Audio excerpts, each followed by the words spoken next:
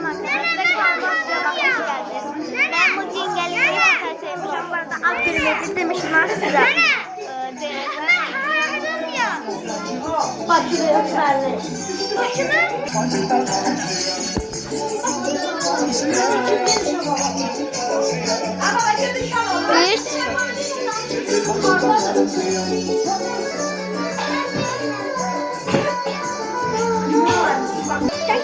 Benim eşyalarım gördüğünüz gibi dekorum ancak krom idi.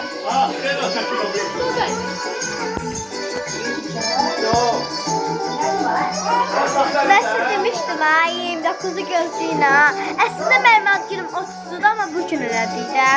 Gələ bilmədiklərimə görə. Tüm aile gel be. Baba harikasın.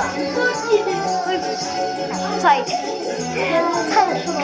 Aa elim yandı. Saçımı düzəlmişəm. Burmalar oluyor, burmalar şarlar. Amma tam gedib ha? Bir tane var. Neyse arkadaşlar uzun videoda kanalıma like etmeyi unutmayın. Görüşürüz. Bay bay.